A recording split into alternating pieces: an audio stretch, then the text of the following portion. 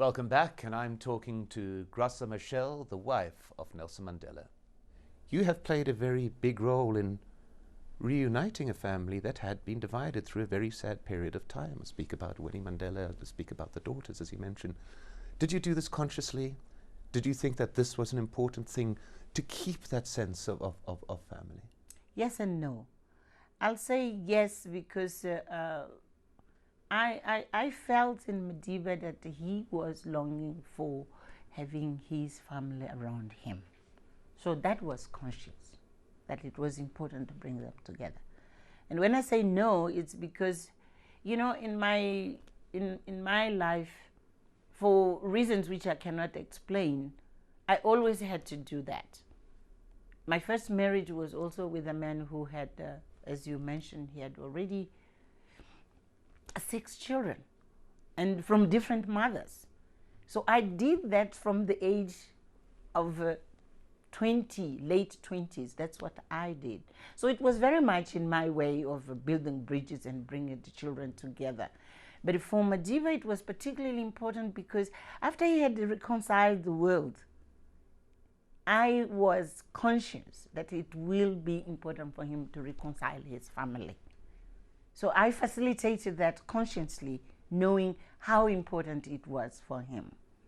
But I must say that it was also based in the kind of experience I have had before, so it was not particularly new to me to do it.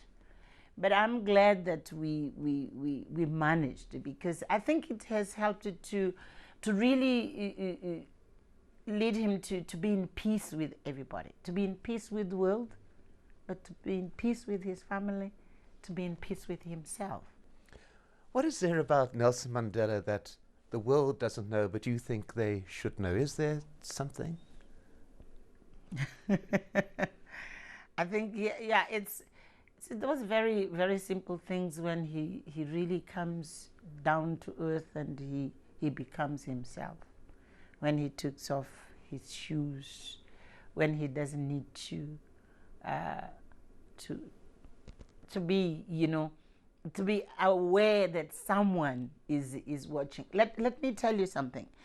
Because of the 27 years in prison, Madiba learned always to be on guard, because he didn't want his oppressors to find him in a situation where they could detect any of his vulnerabilities. So he was always alert, and he was always prepared to fight back. That has developed a huge sense of discipline in what he does. Every single thing he does is so well planned, because he wants to make sure that between him and the enemy, as he would call it, there wouldn't be any opportunity of finding him vulnerable. He would have always to be strong. He will be always prepared to give the right answer, etc., etc. So his mind is extremely disciplined, and even in small things, he's very, very disciplined person, and predictable somehow, if you can say.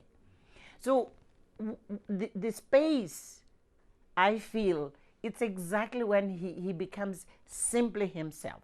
He doesn't need to have all this. He knows that he can do any kind of nonsense, if you like, because he's just a human being, and he can have all the vulnerabilities, all the weaknesses which a human being has, and without having to defend himself. And that is a space which I must say I'm happy to feel, but also I'm very protective of it, in the sense that I'm not sharing it in details very much. I mean, he himself has said that he doesn't like being considered a saint. I mean, his phrase of a saint is a sinner who got up and walked. That's very much a part of his character, that it's all-encompassing. A person isn't totally good or totally bad. There's a mixture of things within people. Does that apply to him? And he means it. He means it. You know, even when he tells us that the time he decided to negotiate, there was the political settlement, but at the same time, he knew that in every human being there is a kind of goodness.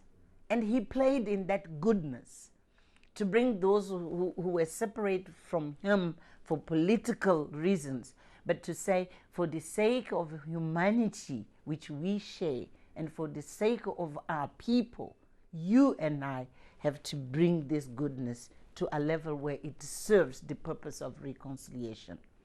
But that's the political side of it. But Madiba is really a human being, and it's fascinating to see him when he is surrounded by children. He also gets angry. I think people should know that he gets angry. He is somehow stubborn. You need to convince him. You have to have a very good argument to make him change his mind. And so he has weaknesses. He's not like really. There's a difference between the man who is, he is admired and he has the aura, and he has this sense of dignity which you always see on him. He gets into a room, he sits down, he greets, etc. But that is part of him. He is not acting. But at the same time, he doesn't need to act when he's angry. He doesn't need to act when he feels like he is tired. He also says things which sometimes makes you think twice. So he's not really, and he's not a saint, and I'm glad he's not, because then he would be a monster. He wouldn't be a human being, But those who have shared with him private moments, they know what I mean, that he's far from being a saint. And he made mistakes in life also. Not towards his family, he made mistakes. He made mistakes towards his friends. He made mistakes even in political decisions. So what happens, if I can say, is that the world needs symbols. The world needs, to really to highlight the best of values we can find in certain human beings. And we have them as the reference of what we would like to be, okay? But Mandela is one of those.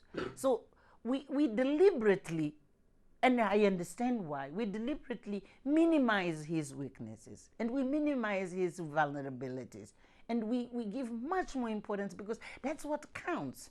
What is the meaning of saying that, he's a stubborn person? It doesn't help anything. But what he has offered to his country, to Africa, to the world, it's much more important than him being stubborn. You see? So we keep and we highlight and we cherish, we really, if you like, we even overvalue, if you like, what he means in goodness than whatever can be as human weaknesses. A last question, and at this time of wedding anniversary, of 90th birthday, this busy time, what do you think ultimately Nelson Mandela has given to the world? What do you think is the one thing that you, as somebody who knows him so well, what do you think he has given to all around? That's a big question. I think in a turbulent world, which has been the last decades of 20th century and now the 21st, what Madiba offers, it's really that sense of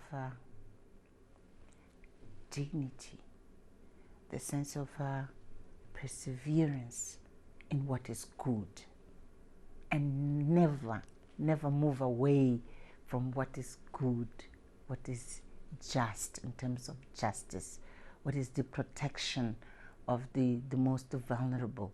You see, what makes of him so important is the kind of thing which happened recently in our region, when you feel that the issue of leadership is floating in terms of what is the direction we have to go, he comes and he says 3 words, just 3, and that alone settles the waters, and it gives the sense of direction, and everyone says, exactly, this is where we should have to go.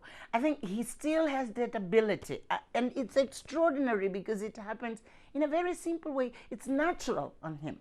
He doesn't make a special effort. Yesterday, I was listening to him when he was talking to children and to say thanks to the birthday. The way he said, we need our communities to be safer.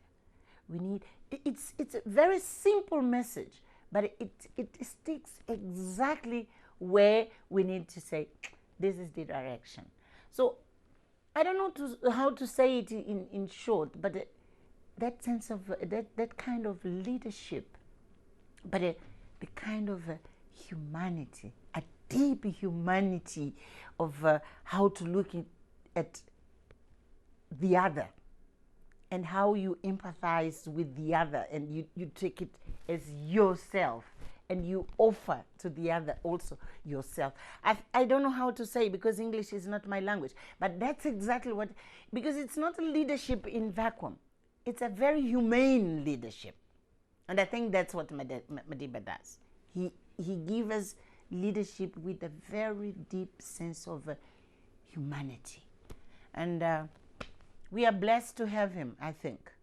We are blessed to have him, and we are really blessed that he's still with us in these turbulent times. Graca Machel, thank you. Thank you. Thank you. I'm Mike Hanna in Johannesburg. Thank you for watching.